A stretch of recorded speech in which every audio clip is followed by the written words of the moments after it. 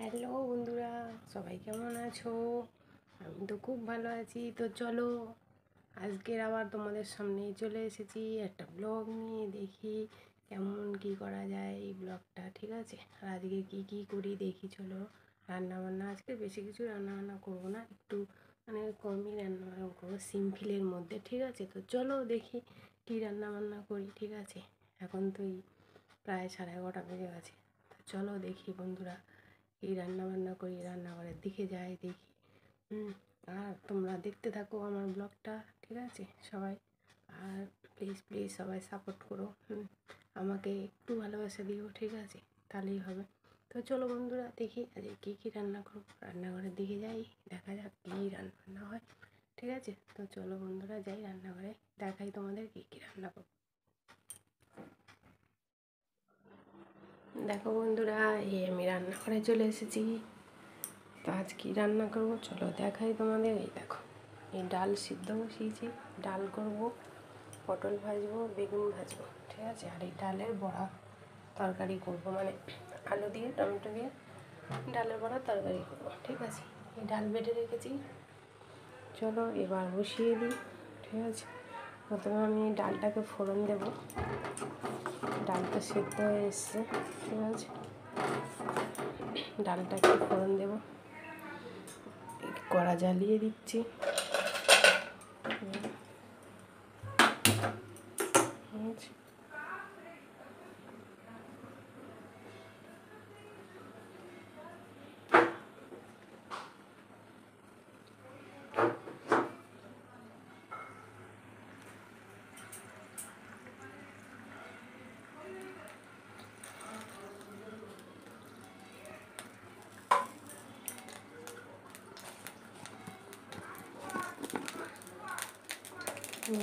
তেল দিয়ে দেবো কড়াতে,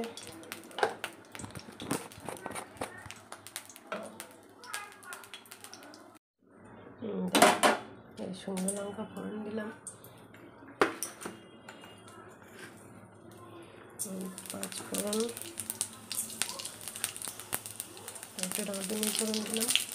ডালে একটু রাঁধুনি ফোড়ন দিলে খুব ভালো লাগে।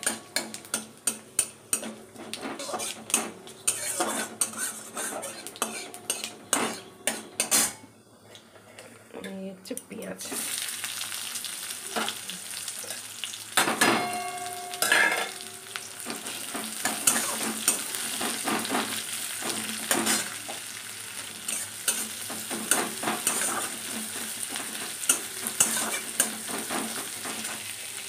তারপরে পটল ভাজা করবো, বেগুন ভাজাটা বসবো, লাস্টে দিয়ে ডাল বড়া করবো।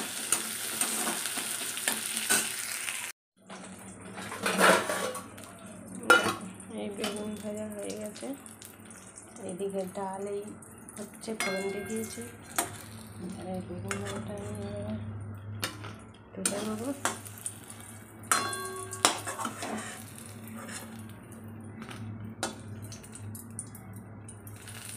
ঠিক আছে,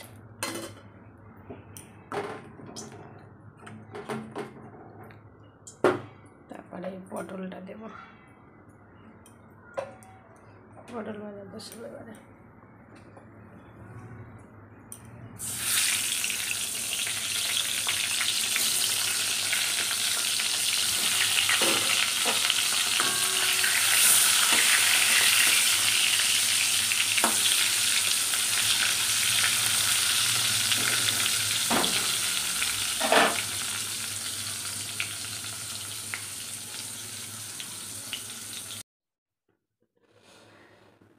দেখো তেল গরম হয়ে গেছে, এবারে ডালের বড়াটা ভালো করে ফাটিয়ে নিয়েছি আর পেঁয়াজ দিয়ে লঙ্কা দিয়ে মেখে নিয়েছি, এবারে গোল গোল করে দেবো, ঠিক আছে?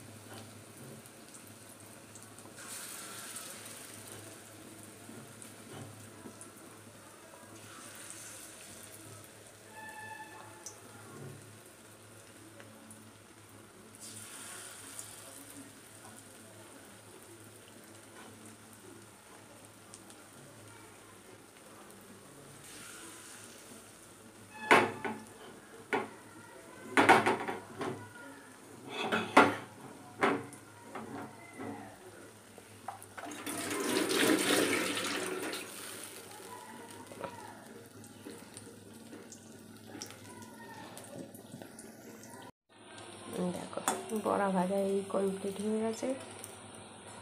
একটুখানি আলুটা ভেজে নেব, তারপরে এই সব বড়া ভাজা হয়ে গেছে। আর এই দুটো আমি একটু বড় বড় চাপটা চাপটা করে এটা একটু ডালের সঙ্গে খাবো বলে, ডালের সঙ্গে ভালো লাগে বড় ভাজা।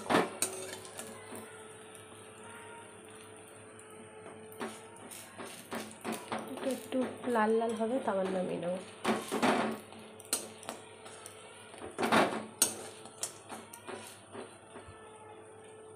এগুলো ঝোলে দেওয়ার জন্য অল্প অল্প বেশি ভাজিনি, এগুলো অল্প অল্প ভেজেছি আর কি। ঝোলে দিলে তো অল্প অল্প ভাজতে হয়, আর ভাজা খাওয়ার জন্য একটু লাল লাল করে।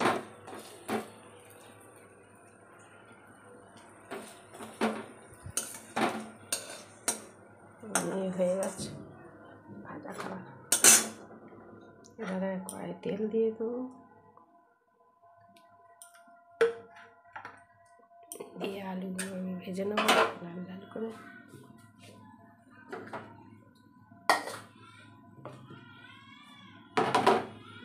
দেখো আলুগুলো এবারে লাল করে ভেজে নেবো, তারপরে পেঁয়াজ টমেটো আদা বাটা দিয়ে কষে নেবো। নিলেই আমার বড়া আলুর তরকারি হয়ে যাবে।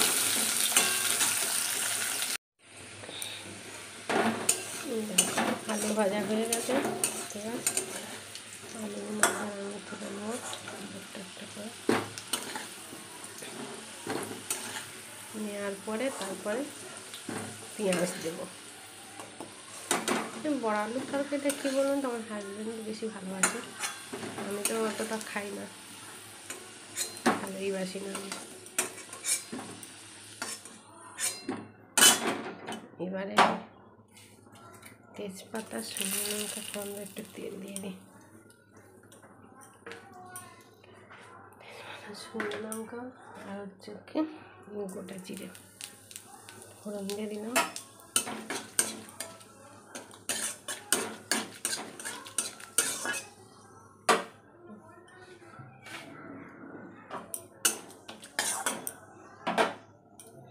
দেওয়ার পরে এই পেঁয়াজটা দিয়ে দিলাম।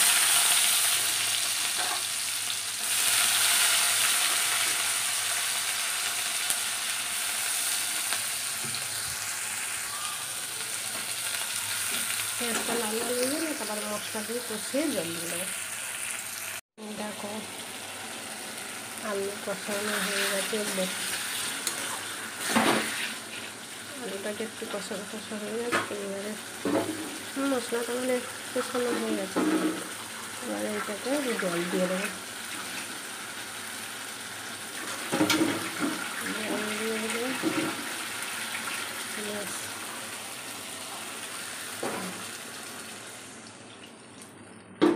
জল দিয়ে দিলাম, দিয়ে তারপরে একটু ফুটে গেলে আমি বড়াগুলো দিয়ে দেবো, ডালের বড়াগুলো। আর এদিকে ভাবছে দেখো বড়া তরকারি রেডি হয়ে গেছে। কী বলো তো, বড়ার তরকারি একটু ঝোল ঝোল না রাখলে তো সব ঝোল টেনে নেবে, ঠিক আছে, পুরো একদম সব গোস টেনে নেবে।